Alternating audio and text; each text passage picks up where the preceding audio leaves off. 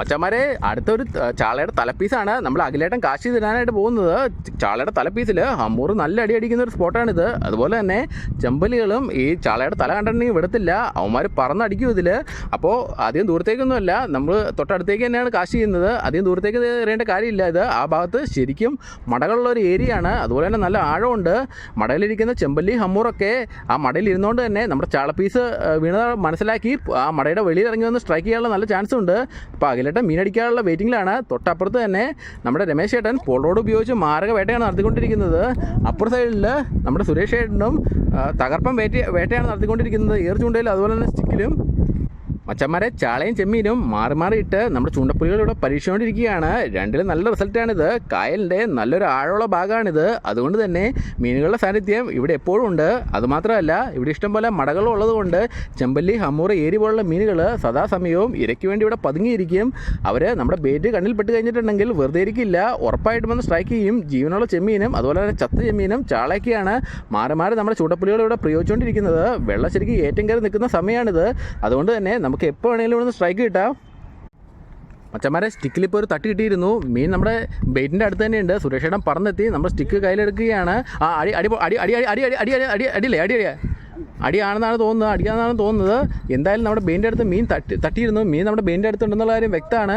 അപ്പോൾ സുരേഷേട്ടൻ മീൻ ഒരു നല്ലൊരു വലി കിട്ടി കഴിഞ്ഞാൽ ഹുക്കപ്പ് കൊടുക്കാനായിട്ട് സ്റ്റിക്ക് കയ്യിലെടുത്ത് റെഡി ആയിട്ടാണ് നിൽക്കുന്നത്. തൊട്ടപ്പുറത്ത് തന്നെ രമേശ് ചേട്ടൻ കൈച്ചൂണ്ടിട്ട് പോൾ റോഡിൽ മാരക ഫിഷിങ്ങാണ് നടത്തുന്നത്. അതുകൂടാതെ തന്നെ ഒരു ഇയർ ചൂണ്ട ഇവിടെ സെറ്റാക്കി കാശ് ചെയ്തിട്ടുണ്ട്.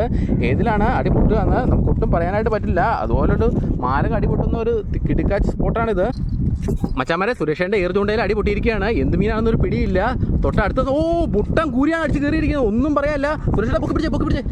ഒന്നും പറയാല്ല. തകർപ്പം വെള്ളക്കൂരിയാണ് അടിച്ച് കയറിയിരിക്കുന്നത്. ചിമിട്ടൻ കൂരി, ജീവനുള്ള ചെമ്മീനാണ് ഇവൻ അടിച്ചത്. ഒന്നും പറയാല്ല, തീപ്പൊരി കൂരി. മച്ചന്മാരെ വേലിയേറ്റ സമയത്താണ് നമ്മൾ വേട്ടയ്ക്കായിട്ട് എത്തിയിരിക്കുന്നത്. അതുകൊണ്ട് തന്നെ കടലിൽ നല്ല തിരയുണ്ട്. ഇത്തരം സ്പോട്ടുകളിൽ നിന്ന് ചൂണ്ടിടുമ്പോൾ നമ്മൾ എക്സ്ട്രാ കെയർഫുള്ളായിട്ട് നിൽക്കണം. ഏത് സമയത്ത് വേണമെങ്കിലും ഒരു പടുകൂറ്റൻ തിരമാല ആഞ്ഞടിക്കാം. തിര വന്ന് നമ്മുടെ ശരീരത്തിൽ തട്ടുന്ന സമയത്ത് നമ്മൾ പേടിച്ച് പെട്ടെന്ന് കാല് പറിക്കാനായിട്ടൊന്നും നിൽക്കരുത്. ആ സമയത്ത് ശരിക്കും കാല് ഊന്ന് തന്നെ നിൽക്കണം. നമ്മൾ കാല് പറിച്ച് പുറകോട്ട് പെട്ടെന്ന് പേടിച്ച് ഓടാനൊക്കെ ആയിട്ട് ശ്രമിച്ചിട്ടുണ്ടെങ്കിൽ ഉറപ്പായിട്ട് തിര നമ്മൾ തട്ടി താഴെ ഇടും. ഇവിടെ കല്ലുകളിലൊക്കെ വീണ് കഴിഞ്ഞിട്ടുണ്ടെങ്കിൽ നല്ല പരിക്കുപറ്റാൻ ചാൻസ് ഉണ്ട്. അതുപോലെ കടലിലേക്ക് വീണ് കഴിഞ്ഞിട്ടുണ്ടെങ്കിൽ നമുക്ക് തിരിച്ച് നീന്തിക്കയറുക അത്ര എളുപ്പമുള്ള കാര്യമല്ല ഇങ്ങനെയുള്ള സ്പോട്ടുകളിൽ. മച്ചന്മാരെ കിടുക്കാച്ചി മീനുകൾ കിടന്ന് കളിക്കുന്ന ഒരു തീപ്പൊരു സ്പോട്ടിലാണ് ഇന്ന് നമ്മുടെ ചൂണ്ടപ്പുലികൾ വേട്ടയ്ക്കായി എത്തിയിരിക്കുന്നത്. ഉറപ്പായിട്ട് ഇവിടുന്ന് ഇന്ന് അടിപൊളിയിരിക്കും. മച്ചന്മാരെ നമ്മുടെ ചൂണ്ടപ്പുലികൾക്ക് കാത്തിരിപ്പിനൊടുവിൽ രണ്ട് തകർപ്പ മീനുകൾ അടിച്ച് കയറിയിരിക്കുകയാണ്. ഒന്ന് അടു നെയ്പോർക്കെന്നൊക്കെ വിളിക്കുന്ന മീനാണ്. മറ്റേത് നമ്മുടെ ക്യൂൺ ഫിഷിൻ്റെ ഒക്കെ ഗണത്തിൽപ്പെട്ട മറ്റൊരു കിടിലൻ മീനാണ്. രണ്ടും നല്ല ടേസ്റ്റുള്ള മീനുകളാണ്.